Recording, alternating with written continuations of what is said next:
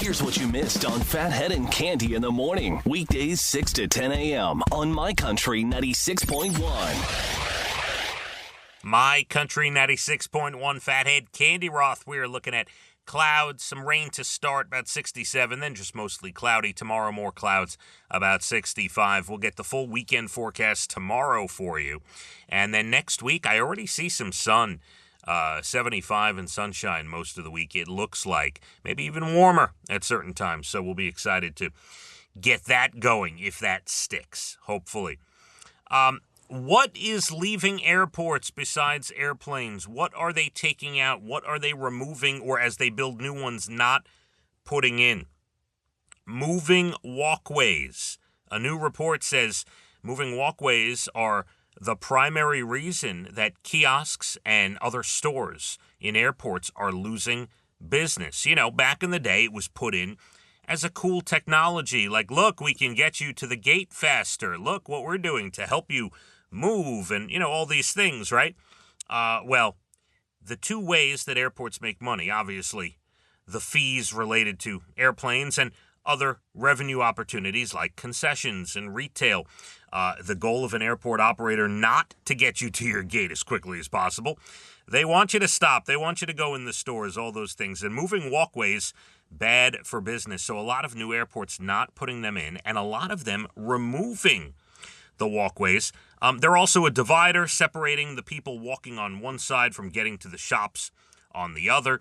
And most of them were built not very wide, right? Like you're standing on one, like people can't get around you, and they were, you know, they're almost like escalators, but on the ground, right? Where you can't really get by the person, and it's just not really useful in 2025 for most people and airports that are trying to make money. And now people are, you know, trying to get to the gate quicker with the moving walkways. Well, they are going to be out apparently as the years go on. I always loved getting on the moving walkway. Haven't been to an airport in a long time, but always loved getting on the moving walkway. And, you know, you could see just like you walk. If you walk while you're on the moving walkway, man, you're going so fast. You're like a superhero. It's a lot of fun. Some national days today. It is National 529 Day. Of course, it's May 29th, but 529, the College Savings Fund. It's National Coq au vin Day. That is the dish.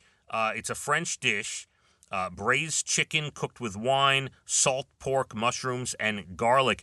And this is really weird. I know this is strange, but seeing that it's National Coq au vin Day really sparked a memory, some kind of core memory. I don't know if it was Three's Company, you know, because Jack Tripper was a chef. Right? I don't know if it was Three's Company and he was making coq au vin, or maybe it was one of the dishes served on the Love Boat.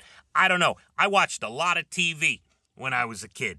I remember that being a dish on a TV show, and I've remembered that name for a long time. National Paperclip Day is the final one. By the way, you know, when you need a paperclip, you can never find one. Like, I don't use them all that often anymore, but when you need one, they're never around, and that makes me sad.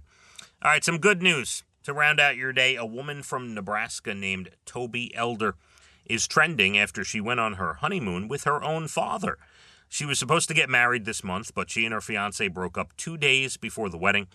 She decided to go on her honeymoon trip to Hawaii and do it solo, but she got there, and it felt lonely until her 68-year-old father, Robert, texted and said he was on his way. She posted video of him walking out of the airport and wrote, "When you're heartbroken on what was supposed to be your honeymoon in Hawaii and your dad flies 2,500 miles to hang out with you." That is nice. Here's something your inner child would love: the Virginia Aquarium doing a sleepover only for adults. It's next month and costs $130. It includes a light show, animal encounters, other surprises, and open bar. Now, I'm assuming, like, you know, anyone can go, right? You can, if you're a couple, obviously, maybe there's a singles section, but they are trying to keep the riffraff out, right? $130, little pricey, so, you know, you got to really want to be there, but you get to sleep over at the aquarium. You get the animals and all sorts of stuff, and open bar. Yeah, it could be fun. And if you haven't seen this yet, it's pretty moving. For Memorial Day, ABC News helped the family reconnect with a relative who died more than 50 years ago in Vietnam. Captain Riley Leroy Pitts was killed in 1967 and was the first black officer to receive the Medal of Honor. His wife was recently watching a PBS documentary on Muhammad Ali when she randomly saw a clip of him talking about Ali being a conscientious objector. It turned out it came from ABC's archives, so ABC went looking for more footage. She and her son both got emotional watching it. Turned out a reporter had gone back to interview Captain Pitt's men after he died, and they talked about how much they respected him and the kind of leader he was, and very cool. A family got to see all that, and it was unarchived and really well done. That does it. Out the door. I'm going to be here till 10, but a lot of music. 9 to 10, we really focus on the music. Then 10 o'clock, Jim O'Brien, Murph Dog after that at noon, Jay Letterman at 3, and Elena at 8 o'clock with special guest Jason Aldean. He's been there all week. We got a little bit of rain, then mostly cloudy, about 67. Phathead and Cande, My Country, 96.1. Phathead and Cande in the morning, weekdays 6 to 10 a.m. on My Country 96.1.